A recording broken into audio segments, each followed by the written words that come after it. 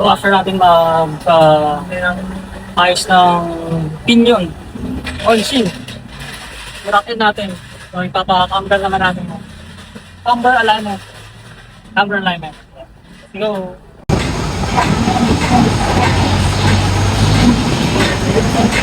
Kailangan natin ng camber alignment para yung pudpud ng gulong is sakto.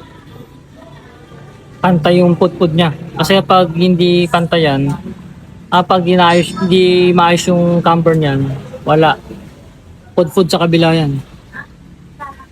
So, yan. Check nila yan.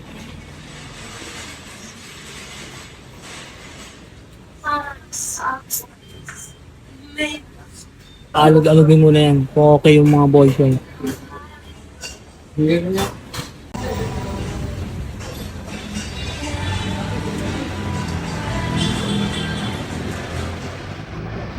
Ang bearing mo, boss? Ha? Wala naman eh. Bearing talaga. So, kaya naman tong bearing yan, no? Walang alog, no? Ha?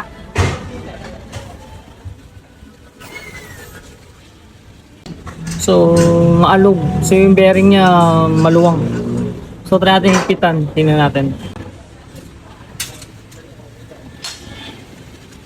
So, nailagay na nila yung pang camber alignment. So, pang Mitsubishi Adventure. Yung pang camber nila. Depende sa model ng sasakyan. Ayan. So, check natin kung anong gagawin nila dito. Maluwang daw yung bearing eh. Ang maalog-alog, nakita nyo naman.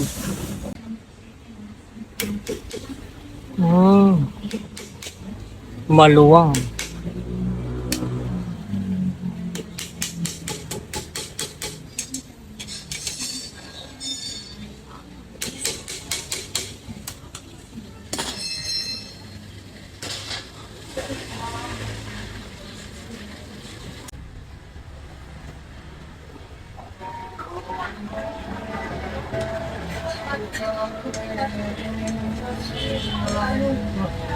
Bakal.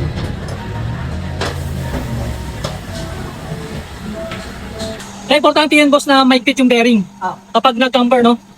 Talagang maluwag yan, mabilis patina yan. Oo. So, kapag maluwang daw, mabilis masira yan. So, kailangan higpitan. So, yun, higpitan yan na. Nakita nyo naman. Yan yung pinakalock. Yeah.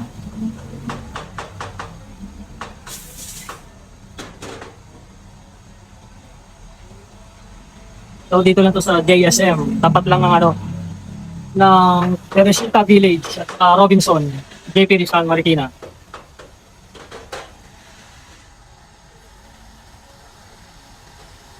So, bigyan na lang natin kasi dinaklap yun.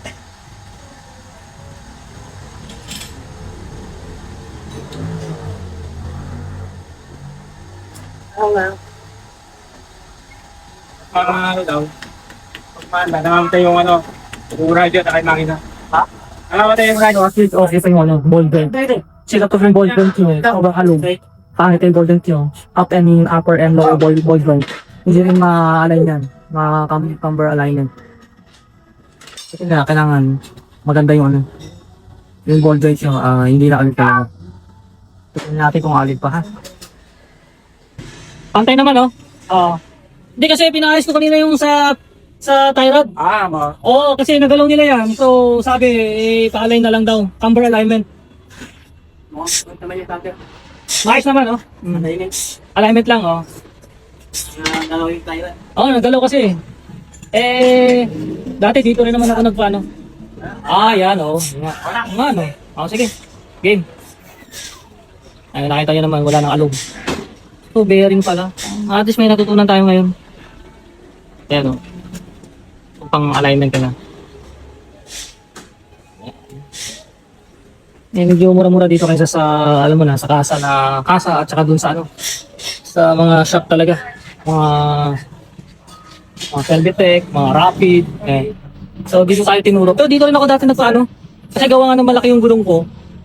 Dito ako nagpa-wheel balancing. Kasi yung wheel balance nila, ito yung wheel balance nila. Pang malaki ang gulong. Sa iba kasi maliliit lang kaya. So malaking gulong kaya dito.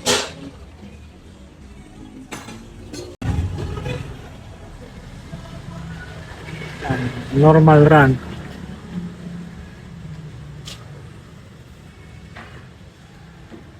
Kasi hindi pa nakakabit yung ano yun.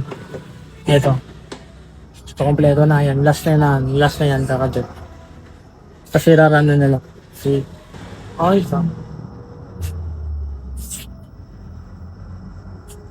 Pero okay naman daw yung ano, yung tae ng gulong ko. So i-align lang talaga.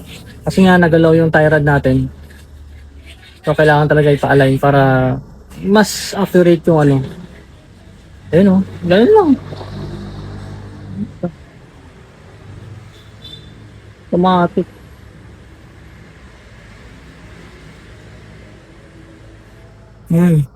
Okay.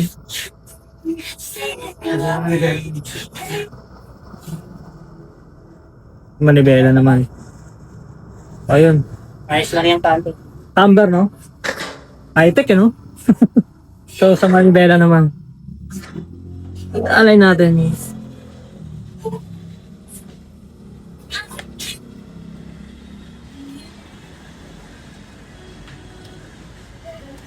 So, maayos naman yung camper natin. Yung ano lang talaga. Yung alignment. So, isang yun yun. Inaayos naman.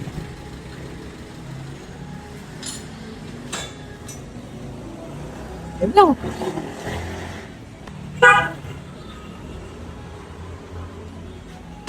Yan ang pinipihit nila. Dapat 0-0. Mag-green siya, mag-green. Ay, sunod yan, Jake. Ah.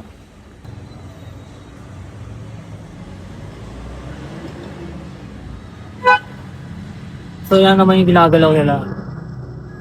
Para mag... Okay na, Kak. Ayos na. Kakalay na. Ay, yung pula! Okay lang yan? Ha? Okay lang yan? Ah, okay. Okay na, thank you. Ay, ba't na bayaran ka? So yung camber alignment dito is ano, 500 lang. O, di ba? Mura lang. Siyempre, nagano sila sa bearing natin. So bigyan na lang natin sila. Nagbakas pa kasi ng gulong eh. So bigyan na lang natin tig-100 sa kanila. Yung bearing nila, ang bearing natin kasi importante rin bearing na yun kaya huwag natin tipirin. Ito boss. Tig-100 sa inyo. Okay, ready to go na tayo. Bilis lang. Wala pa nga 30 minutes eh. Ay na boss, thank you.